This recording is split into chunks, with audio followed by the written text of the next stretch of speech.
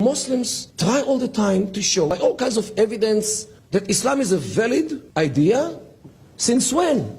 Jerusalem is theirs. Was there even one day in history when any Arab or Muslim king reigned from Jerusalem? Our story of the religious roots of the Israeli-Palestinian dispute, the story starts sometime around the year of 610 CE, when a person named Muhammad bin Abdullah in Mecca started preaching to his tribe, Quraysh, in his town, trying to sell them a new religion named Islam. However, the stories, the legends, the rules, and the ideas which he brings them remind them very well of Jews and Christians. So they accuse him for recycling the legends of the first ones. Asatir al-awwalin means the Jews and the Christians. What do you tell us about Noah and the ark? What do you tell us about Abraham and Ishmael? About Joseph and that lady in Egypt? All these stories we know already. And if you read the Quran, you can see it very well. From the very beginning of Islam, Islam was under question mark whether it is a real religion or no more than a copy of Judaism and Christianity. And if you read the Quran, you actually have a very deep feeling of polemics, which Muhammad was actually arguing. Yas'alunaka means they ask you or they give you a hard time by questioning you about this. Answer them, tell them such and such. It repeats itself in the Quran many times. Means the Quran echoes the fact that Muhammad was in a polemic all his life, trying to establish the idea that Islam is a valid idea. Another way how to establish the idea that Islam is a valid religion was to undermine the validity of Judaism and Christianity. By undermining the validity of those former religions, the only religion which will remain will be Islam. And it is actually embedded in the Quran, in the verse which says, Inna dina indallah al-Islam, means religion at Allah's is, in brackets, only Islam. Means Judaism and Christianity are void. So this is actually the main idea I think until this very day, where Muslims try all the time to show by all kinds of evidence that Islam is a valid idea, while the others, Judaism and Christianity, are not existing anymore. Islam, according to this view, came to the world not to live side by side with Christianity and Judaism.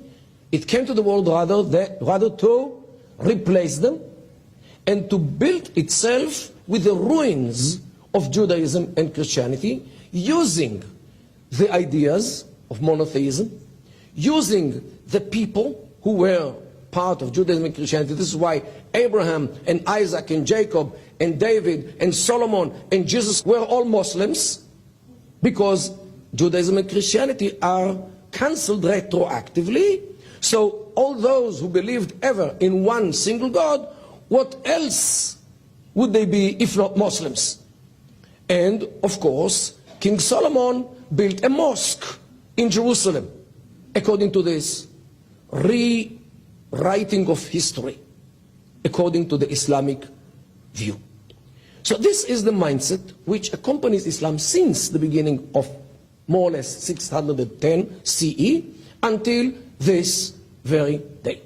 This is why they object any digging in the Temple Mount, lest Jews might find a proof that Judaism was there or is there before Islam.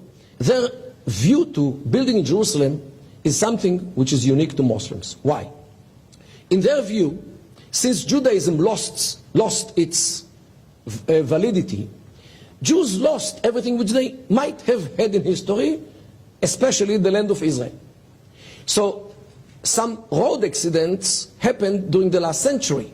First of all, Jews started to come to their homeland after they were sent to exile by the Romans almost 2,000 years ago. This is the first road accident. The second accident happened in 1948 when the state was established. The third road accident happened in 1967 when Israel and the Jews took Jerusalem, including the Temple Mount. What will be the next step? They will rebuild their temple. And thus, Judaism will come back to life as it was 2,000 years ago. What will be with Islam? Because if Islam came to the world to replace them, to replace the Jews, they cannot fathom the fact that Judaism comes back to life in such a form of holding to the Jewish capital. And this is the source of what happens today about Jews. It's not about territory. It's not about national rights. It's not about legal rights. It's about religion. Because anything which Jews are doing in Eretz Israel, in the land of Israel in general, and in Jerusalem in particular, poses a danger on the mere being of Islam as a religion, or the valid religion, which came to the world, according to their mindset, to replace Judaism and Christianity. This is why those Palestinians, when they go around in demonstrations, they carry these clothes around their necks, which state that Al-Quds Lana, Jerusalem is ours. Since when? Jerusalem is theirs. Was there even one day in history when Jerusalem was the place of any caliph or emir or sultan or any Arab or Muslim king who reigned from Jerusalem? Not even one single day.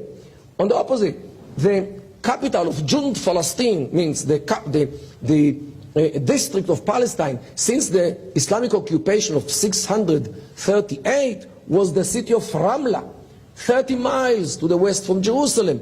So since when do they claim that Jerusalem should be the capital of the Palestinian state, which don't see it? However, not only this, even the Mufti of Jerusalem in 1930, but it has former versions, published this book. This is the original. A brief guide to Al-Haram al-Sharif, Jerusalem. I have it online, but I will read one sentence, which he writes in this, and this is clear English. He says this: its identity, means the Haram, this place, its identity with the site of Solomon's temple is beyond dispute. This too is the spot, according to the universal belief on which, and here he quotes a verse from 2 Samuel, David built an altar unto the Lord and offered burnt offerings and peace offerings. This was published in 1930. This is the original. In 1930 they didn't see the dangers yet or the road accidents yet. Today they claim that Jews were never in Jerusalem. There was never a haikal, means a temple. And the connection between Jews and Jerusalem is a Zionist concoction when the Zionists wrote the Bible after 1948. This is the discourse. And go now, try to prove that there are translations of the Bible from the 3rd century BCE. The Septuaginta, for example, or the Vulgata to Latin from the 1st century. Okay? So they don't let facts disrupt their religious theories.